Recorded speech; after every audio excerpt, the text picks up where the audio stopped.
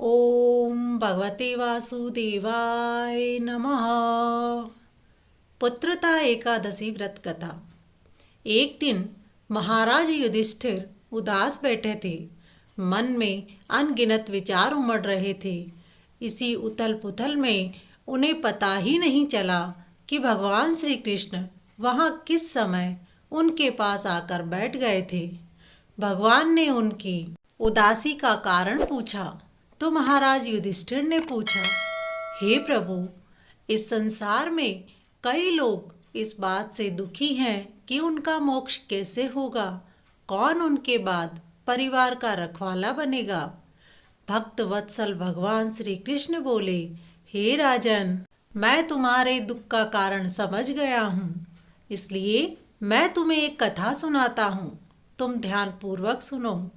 भद्रावती नामक नगरी में सुकेतुमान नाम का एक राजा राज्य करता था। उसके कोई पुत्र नहीं था। उसकी स्त्री का नाम सेव्या था। उसके पुत्र ना होने के कारण सदैव चिंतित रहा करती थी।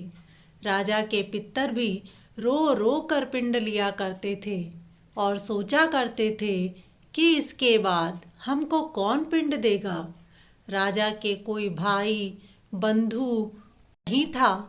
राजा को धन, हाथी, घोड़े, राज्य और मंत्री, इन सब में किसी से भी संतोष नहीं होता था। वह सदैव यही विचार करता था कि मेरे मरने के बाद मुझको कौन पिंडदान करेगा। बिना पुत्र के पितरों और देवताओं का ऋण मैं कैसे चुका सकूंगा। जिस घर में पुत्र नहीं होता है उस घर में हमेशा अंधेरा ही रहता है। जिस मनुष्य ने पुत्र का मुख देखा है वह धन्य है। उसको इस लोक में यश, परलोक में शांति मिलती है। उसके दोनों लोक सुधर जाते हैं। पूर्व जन्म के कर्म से ही इस जन्म में पुत्र, धन आदि प्राप्त होते हैं। राजा इसी प्रकार रात दिन चिंता में लगा रहता था। एक दिन राजा ने अपने शरीर को त्याग देने का निश्चय किया, परंतु आत्महत्या को महान पाप समझ करके उसने ऐसा नहीं किया। एक दिन राजा अपने घोड़े पर चढ़कर वन की ओर चल दिया। रास्ते में पक्षियों और वृक्षों को देखने लगा। वन में हरिण, बाघ, सुअर, शेर, बंदर, सर्प आदि सभी भ्रमण कर रहे थे। हाथी अपने बच्चों और हथनियों के बीच घूम रहा था। इस वन में कहीं तो गीदड़ अपने कर्कश स्वर में बोल रहे थे तो कहीं उल्लू आवाज कर रहे थे। वन के दृश्यों को देखकर राजा सोच विचार करने में लग गए कि मैंने कई यज्ञ किए, ब्राह्मणों को भोजन से तृप्त किया, फिर भी मुझे दुख प्राप्त हुआ। मेरे साथ ऐसा क्यों हुआ। विचार करते करते राजा को प्यास लगी और पानी की तलाश में इधर उधर घूमने लगा। थोड़ी दूरी पर राजा ने एक सरोवर को देखा। उस सरोवर में कमल के पुष्प खिले हुए थे तथा सारस, हंस, मगरमच्छ आदि जल में विहार कर रहे थे। उस सरोवर के चारों तरफ ऋषि मुनियों के आश्रम बने हुए थे। राजा घोड़े से उतरकर आश्रम की ओर गए और मुनियों को दंडवत प्रणाम करके वहीं बैठ गए।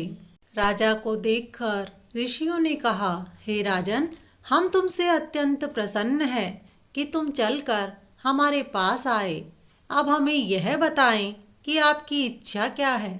राजा ने पूछा, पहले तो यह बताएं कि आप सब कौन हैं और किस लिए यहाँ आए हैं। मुनि कहने लगे, हे राजन, आज संतान देने वाली पुत्रदा एकादशी है। हम लोग विश्वदेव हैं और इस सरोवर में स्नान करने के लिए आए हैं। यह सुनकर राजा कहने लगे कि हे श्रेष्ठ मुनियों, मेरे भी कोई संतान नहीं है। यदि आप मुझ पर प्रसन्न हैं तो एक पुत्र का वरदान दीजिए। मुनि बोले, हे राजन, आज पुत्रदा एकादशी है, आप इसका व्रत करें। द्वादशी के दिन व्रत का पारण करें। हे राजन, भगवान की कृपा से अवश्य ही आपके घर में पुत्र रत्न होगा।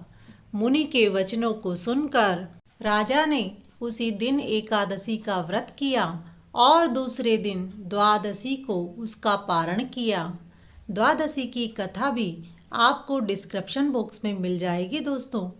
इसके बाद मुनियों को प्रणाम करके महल में वापस आ गए।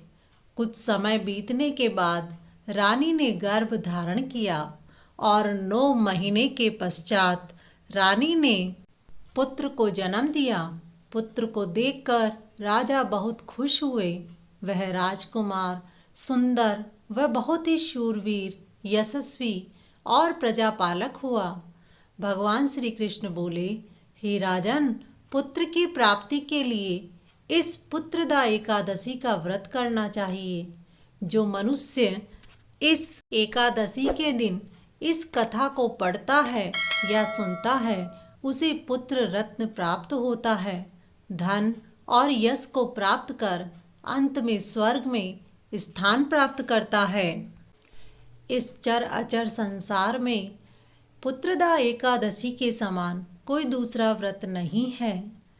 मनुष्य इस व्रत के प्रभाव से विद्वान, यशस्वी और धनवान बनता है। तो बोलिए, प्रेम से बोलिए विष्णु भगवान की जय।